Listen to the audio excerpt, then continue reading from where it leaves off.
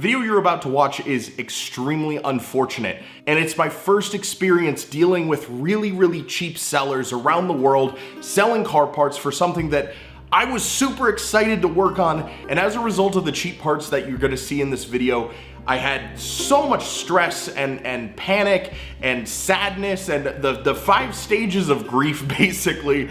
Obviously, I'm sitting here laughing about it now, but at the time, this was an incredibly stressful situation. And it just goes to show that just because a part says it's for your car or a part says it's rated for what it's supposed to be, it doesn't always mean it's going to work. You'll see what I mean when we get into this video, but I hope you guys enjoy it, I hope you guys learned something from it, and I hope you guys don't make the same mistakes that I did during this process. Hey guys, welcome back to another episode of the Camaro engine rebuild. Today, we're gonna be putting the heads on our Chevy 350 engine, finally. Now, if you've been following along with the series, you'll know that it has taken me a long time to get here. But we are finally ready to start putting the top end of this engine back together. The whole lower part is put together finally. We got the timing chain on, we got the oil pan on finally. Now we just have to put the heads, the intake, the lifters, and the rods in, and we're pretty much done with this engine. But today specifically, we're gonna be putting the heads on. So for this project, I would recommend keeping all of your parts out and fairly organized. Obviously, I have a huge mess here on my workbench, but we've got the heads right here, we've got the head gaskets right here, and we've got our bolts ready to go. We have a whole nother set of bolts in here as well for the other head, but this is for the one side right here. So what you wanna start off by doing is cleaning all of any remaining grease or material or anything else off of the surface. Obviously right here, we've got some paint overspray that we need to get off. There's a little bit of oil still. If I run my finger along here, you can see that. So we're just gonna use some brake cleaner and clean all of that off to make sure that our mating surface is totally clear. Instead of spraying brake cleaner directly on your engine at this point, it's better to take a little microfiber towel or a shop towel and spray it onto the towel and then use that to wipe everything off. It just keeps things from getting inside the engine at this point, which we definitely do not want. And you definitely don't want to use like a paper towel or anything for this. These are some really sharp edges here, and you can end up with little paper material and other things that get down inside of these bolt holes, gunk things up, and you really don't want that. Now look at that. That's all of the gunk that we got off of that head surface. So definitely smart to run a rag over it with some brake clean, see everything that you can get off, because otherwise this would all be inside the engine. All right, so next we're gonna be installing the head gasket on here, which is a really easy process. People like to overcomplicate this one, but get the right gaskets and nothing is difficult here. So we're just using a Felpro gasket kit here. It very clearly goes over either side. There's no directional issues. There's no right or left side. There's no front or back side. They make it really easy to put on. So it just pops down over these 2 little pins and you're good to go. This is set on there already. Now when installing your gasket, what you really want to be careful of and make sure that you got it lined up is all of these little bolt holes along here. You want to make sure that you can see straight down in there and you can see threads. If you can see threads, you can see success in your future. All right, now it's time to pull these out of their protective bags. They've been in here since the day that they showed up at my house.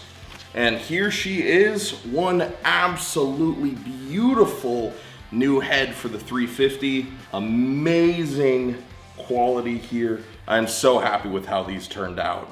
All right, so putting the head itself on is actually really similar to putting the head gasket on, just a little bit heavier here. So you're gonna kind of put it down here, get in the generally aligned spot. You're gonna try and hook it into those little pins that we hooked on earlier.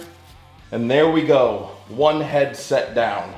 Now because I'm a little bit paranoid and I like to keep things as safe as possible, I rotated the whole engine on the stand just a little bit, so this is kind of more in a straight up and down fashion while we torque down the bolts, put everything together that way. So now that we've got the head down, let's talk about the bolts. We have 3 different sizes of bolts here, and each of them has a specific location. The shortest bolts go into these 8 holes along the bottom of the head. There's only 2 of these medium-sized ones, and they go in each end of the head. And then we have 8 of these large ones, and they go in these 8 slots right in the middle. So now that we know where all the bolts go, we have to talk about how to torque them down. Now you don't want to damage your head while you're torquing them down. So what a lot of people recommend doing is taking a little bit of motor oil and running it right underneath the edge of the head. So when it is spinning and it's getting torqued down, it's not scratching up the surface, it's not marring it, it's not taking divots out of it. It's just gonna be a smooth little slide as the bolts get torqued down.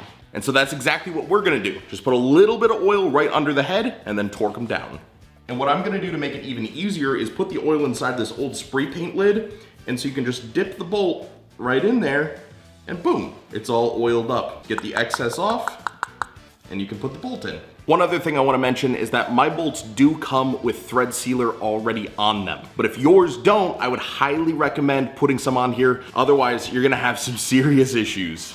All right, now let's get these bolts in the head. All right, so now that all of our bolts are oiled up and they are in there, we're gonna start torquing them down. Now, I'll put the torque sequence up on screen right now for you guys who are wondering. And even when you're just snugging these down, getting them started to be threaded, I highly recommend doing it in the torque pattern, just so your brain starts getting used to it before you actually start doing the torque sequence.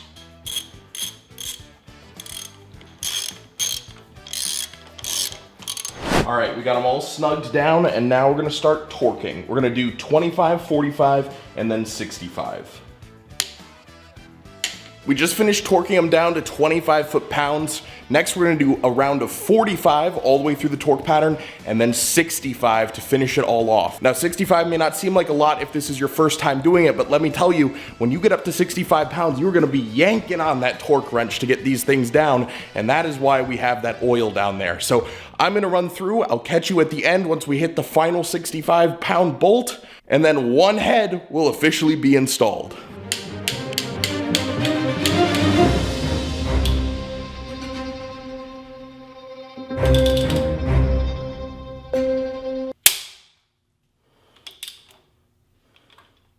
Hey, jumping back in here again. The sound you just heard was the head bolt snapping clean in half.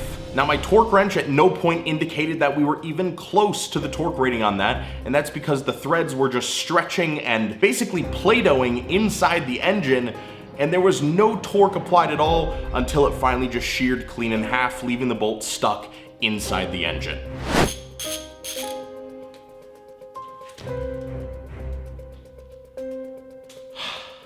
Well, we snapped a head bolt. I have no idea how. I do not understand why. My torque wrench did not click, and yet it snapped. There's the damage, sheared right off. Oh my God.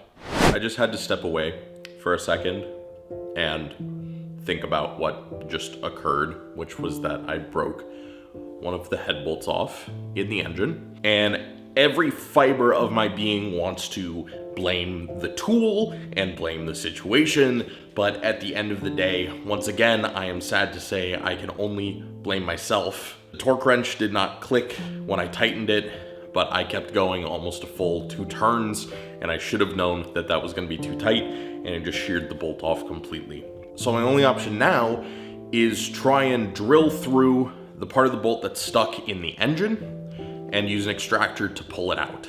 At this point, I don't know if the head is cracked, I don't know if the block is cracked, and I do not know if I can get that bolt out just using an extractor, or if I'm gonna have to take this whole thing to a machine shop to get done, which is gonna set me back weeks, and I don't have weeks to get set back on this. So I'm gonna try and use the extractor, and we'll see if that works. We're about to see if I'm either gonna have a mental breakdown or be incredibly happy.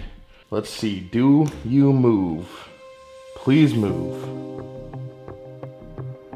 Oh, hells yeah. All right, we're gonna go real slow. That's in there with a lot of force, remember. We put probably, in order to break it, maybe close to 80 or 90 pounds. So we're gonna go real slow here. Just slowly back her out. We don't wanna break anything else today.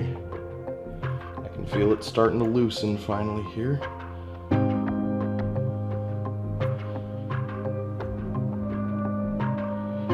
All right, she's coming. She's coming. And God, look how deep that was in there. There we go. Oh, thank God. All right, guys, after further inspection, nothing cracked. The head is fine, the block is fine. All we have to do is put new bolts in. That one broken bolt did a very minor amount of damage. It's probably the best case scenario for a cracked head bolt. Nothing else was damaged in the process, only the bolt itself. And because I'm the one who took the engine apart, I have all of the old head bolts right here, all sealed up and ready to go back in. We're gonna put this head back on there again, but we're gonna use those bolts. Hopefully this time everything goes safely. And I'm definitely gonna be a lot more careful about torquing these down this time so we don't make the same mistake twice. All right, we've gotten all the bolts back down to 45. We have one more round to go up to 65, and they'll be done this time. This is the bolt we gotta watch out for. Broke last time. See if we can get it to stick this time. All right, this is the bolt that screwed us last time. Feels like it's going a little too far. Oh no, we gotta click, we gotta click. Oh, thank God. All right, we're through the biggest hurdle. That's all the bolts torqued. We did it. The head is on. Woo! Oh my God. I don't know if you guys can tell, but I'm currently drenched in sweat. I don't know if it's from cranking all those down to 65 pounds or if it's because I was so stressed that another one of them was gonna break. We're all good. We're all good. All of them got torqued down. They are totally tight and sealed. I am so unbelievably happy. I am so glad that it ended up working out. This thing is awesome. This has been a heck of an episode. I'm not gonna beat around the bush. This has been an intense one. I have a whole nother head to put on too. That's just the first one. So I have to go through all of this again, hopefully minus the breaking of the bolt part. That polished aluminum is looking awesome on there. No one can deny that this is gonna be one heck of a good looking engine. All right guys, we got the second head installed, and on that one I actually had to use the same original bolts again and swap them out from the ones I got in the kit, because I almost broke 2 more of them, which leads me to believe that these little silver head bolts that came in the kit are actually just a really, really cheap product and are not rated to be used whatsoever on a head. That's 3 bolts, and if I had kept going, probably 16 bolts that would have broken off inside of the engine had I actually torqued all of them down to the proper 65 pounds. Which is really weird because the literal only purpose of those bolts is to go into the heads. I don't know if those are just cheap parts or what, but the person who sold me the kit definitely should swap those out. It's really disappointing to get a product that just doesn't work for its sole intended use. And honestly, because they're so bad, I'm not gonna try using them on anything else either. Which is why all of these bolts are going straight into the trash. One final note here from me after the fact. As you can see, all of those bolts were trash. Like I said, 3 of them started having stretching issues. And if I'd gone further and tried to torque down all of them, I probably would have broken every single one of them. They were that bad. Now, obviously they were silver, not black. I don't know if that indicates something differently. I would love to know what you guys think in the comments below. Let me know, is the silver an indicator that it is a less hard bolt or less sturdy bolt? I don't know. I'm new to this. I'm new to rebuilding engines, and I put my trust in a seller to give me something that was gonna be a good quality product. Hopefully out of that whole kit, the bolt was the worst part of it, because we've got about 50 other parts in this engine that are from that same kit. So we'll find out on first start whether or not the kit was good or not, or if it was just those bolts. If you guys enjoyed this and it helped you learn or helped you get more comfortable with what to find out or what not to do on these things, definitely go ahead and give me a subscribe. If any video deserves it, it's this one. We had to do so much on this, and I hope you guys were entertained along the way. So thank you so much for watching, and I'll see you guys next time.